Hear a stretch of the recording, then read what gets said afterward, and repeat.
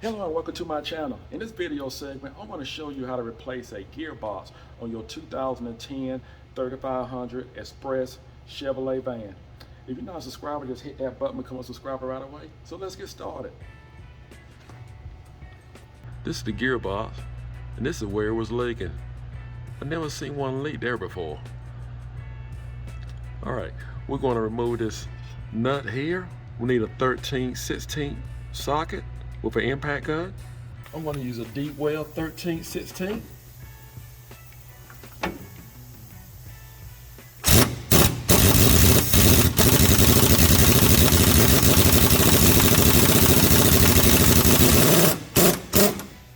Right now I'm going to use a fork, and I'm going to break it loose from the tie rod length.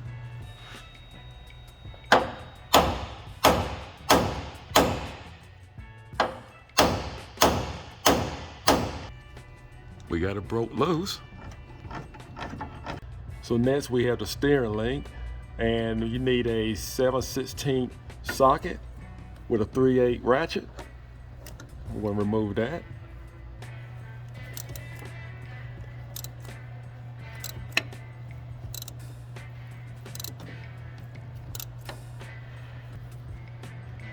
We just remove the bolt. Now we are on the left side of the vehicle at the chassis, right in front of the tire. And there are 3 bolts. You can see 2, but the other bolt is going to be on the other side of the sway bar. So we're going to use the impact gun. We need a 13/16 socket.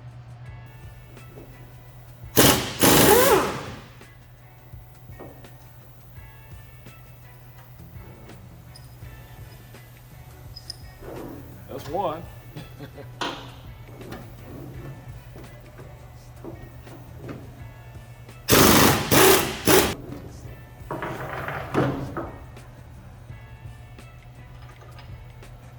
That's 2. And they all going to be pretty much the same length. And like I said, we have the 3rd one right here. I'm going to remove these nuts and the bolt from the sway bar, and that's going to give me some flexibility to get to this bolt here, because you see how long those other 2 bolts are, and this one is just as long, and I just need to make sure I can pull this sway bar down enough to actually put an impact gun on it and run it out. To remove this sway bar, you need a 15 millimeter. You got a nut, but you're going to have a stud that actually comes out. Now for the bottom bolt here, we're going to use a 10 millimeter.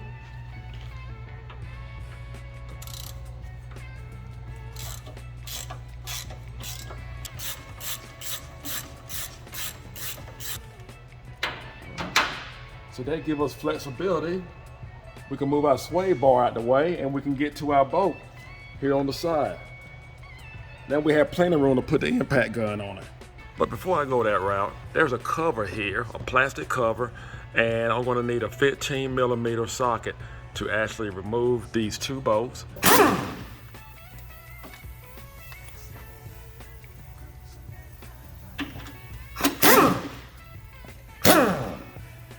We're going to remove our last bolt.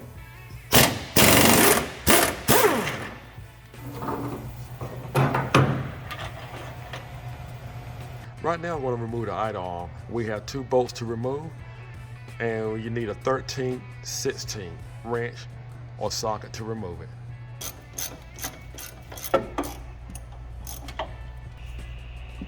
Now we have some flexibility with the idle arm.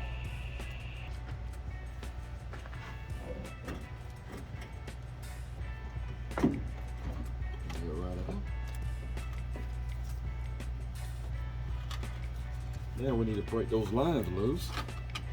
We have 2 lines we actually need to break loose. We're going to take a screwdriver, and we're going to pry between the steering shaft and the gearbox and just work that loose. Then we got the shaft separated from the gearbox, And then what we're going to do, we're going to remove this line here. We need an 18 millimeter.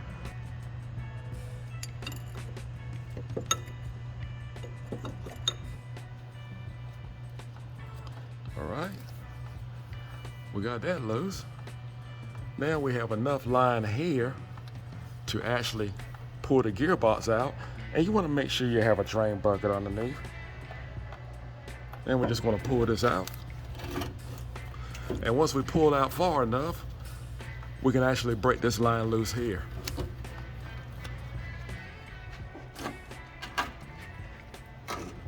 Then we have room to actually pull it out. And we're going to use a 18 millimeter.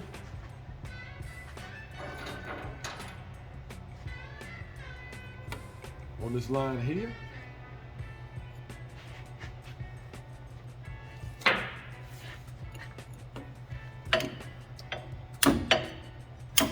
There we go.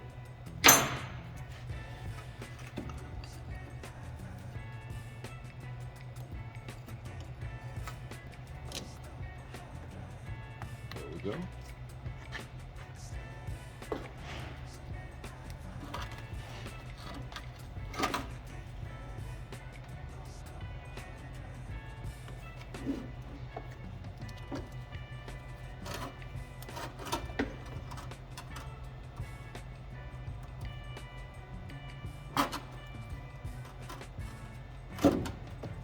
Just pull this baby right on out.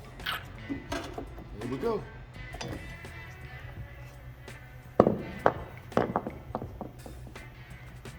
What we're going to do now, we're going to remove the arm. And I'm going to use a 33 millimeter.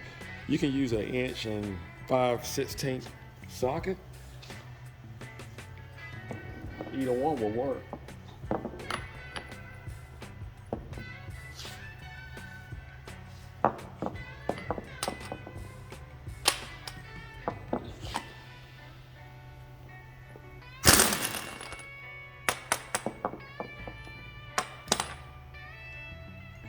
Now it's time for us to remove our pitman arm. And this is the set that you need. And you can rent this kit from your local auto parts store. And the price is not bad if you choose to buy it. But all you have to do is just return it once you complete it and get your money back. So inside of it,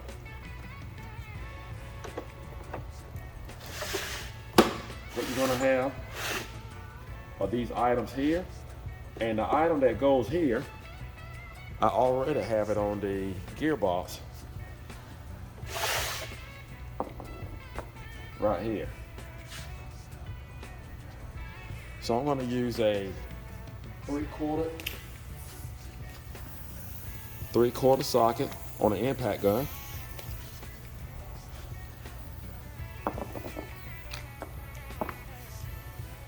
Make sure it's lined up.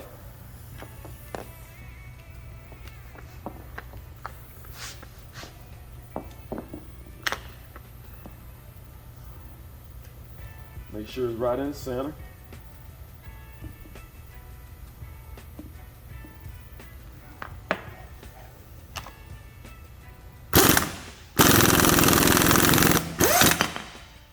There we go. All right. There's two ways you can actually put this arm back on. It can go the right way,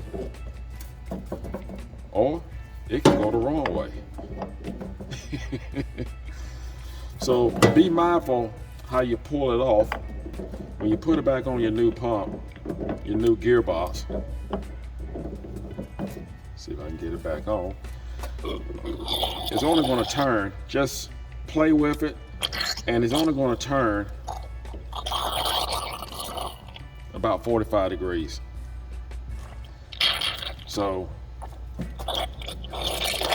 we're going to make sure when we put on our new gearbox that we put on the same way we took it off the old gearbox. I'm going to clean up this arm here since it's going on a brand new gearbox. Let there be light. Well, we have our new gearbox. And you want to put the pitman arm back on the same way you took off the old one.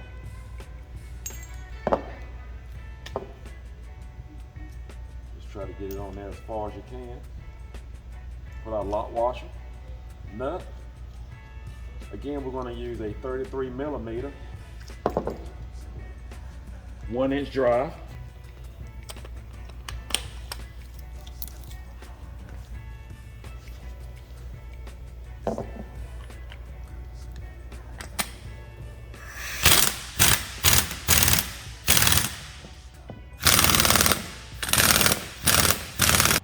Now we're going to torque it down 185 pounds.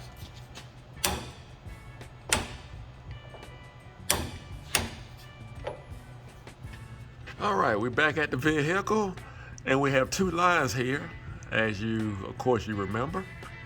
We're going to have to put 2 brand new O-rings on these 2 lines. Now it's going to be very important that we use the new O-rings that come with the new gearbox. Because if you do not use these O-rings, they say that it will leak. And believe me, you do not want to take that chance. Now we have both new O-rings installed. We ready for our gearbox. On the new gearbox, we actually have 2 ports for the 2 hoses. And one's going to be larger than the other, so there's no way you can actually get them crossed up. And it's going to come full of power steering fluid. And in case you lose any, don't be alarmed, because we're going to prime this gearbox once we mount it on the vehicle. So do not be alarmed, because we will have to prime it. We're going to go back in the same way we came out. And what I did was I went ahead and put the plugs back in the gearbox in the ports, because you see how much dirt I have, and I didn't want to take a chance of actually getting dirt inside the ports. Now we're on the back side. Want to make sure our pitman arm goes back in our rod. And what I'm going to do is we're going to hook up this line here. Go ahead and get it started before we mount the bolts back into the gearbox. And we're just going to take off our cap and mount back our other hose. Just make sure we get no dirt inside of it. We need our 18 millimeter wrench to tighten it up. And let's not forget, we have 3 bolts. I have cleaned them up, and we're going to mount back our gearbox.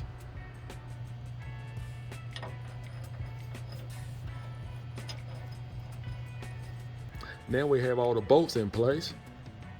It's a good time to go ahead and tighten up the lines.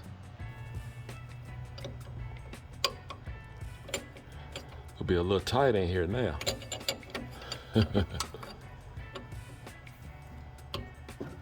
Want to tighten down the bolts for the gearbox?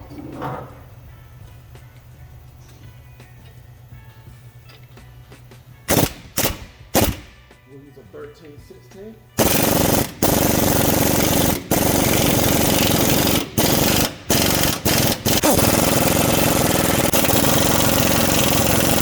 Now we're going to reconnect our pitman arm. We'll put our nut on. Again, we need a 13/16.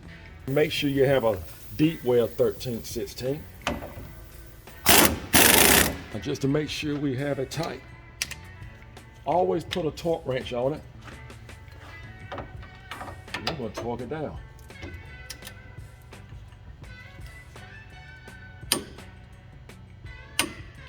Let's not forget to torque down our mount bolts for our gearbox. Moving right along, it's a good time to mount back our idle.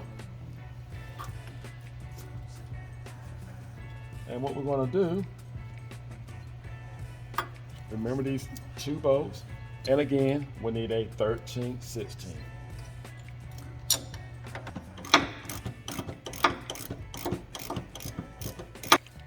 And again, we're going to torque down the bolts on our idle arm.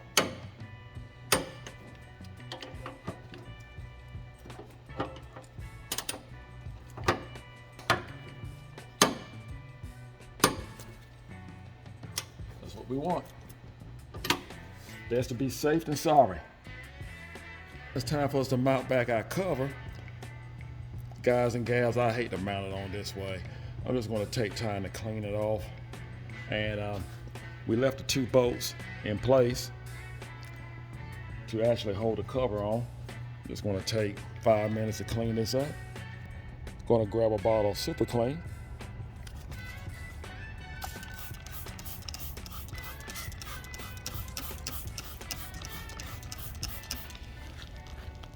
And just spray it on and just let it sit.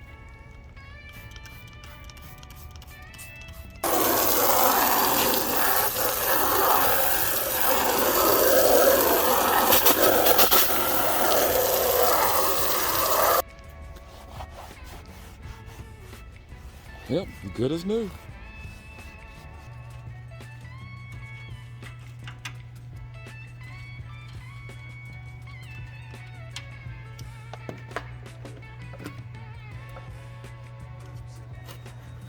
Just put back on our cover.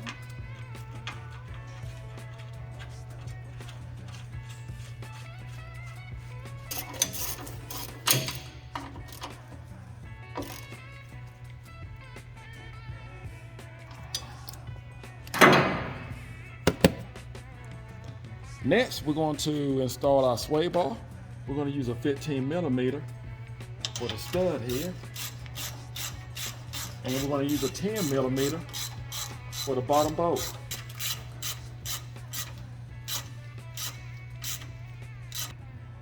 We're going to mount back our steering link, and there's only one way to actually get it back on to the shaft, because you have to put a bolt through here, and this is the groove on the shaft.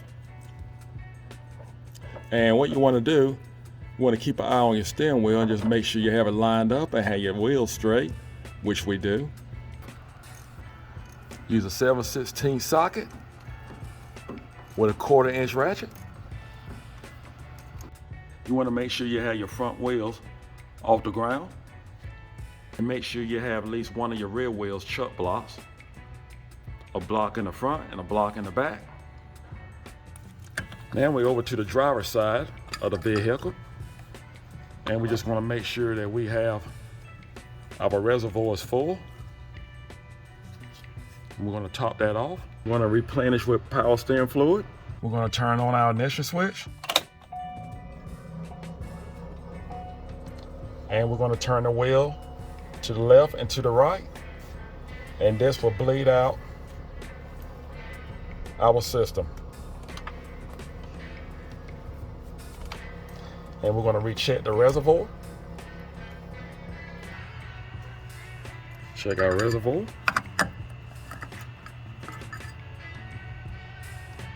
Wow. It sucked it up. That's why I say turn it at least 3 or 4 times. You can turn it more than that if you choose to do so. You're just going to continue to turn the wheel to the left and to the right. You want to turn your wheel to the left and to the right at least 3 or 4 times. And then we're going to recheck our reservoir again. After that, we will crank the vehicle and see what we have. Now we're going to start the vehicle. Want to check for leaks? Everything looks great. Air is the #1 enemy for a power steering system. So you just want to make sure you get all your air out. And if you see your power steering fluid look like this, don't be alarmed. It just takes a little while to get all the air out. And that's all you have to do to change your gearbox in your 2010 Express 3500. I hope this video was helpful. And just try to go by this video step by step, and you cannot go wrong. Take care and work safely. And God bless.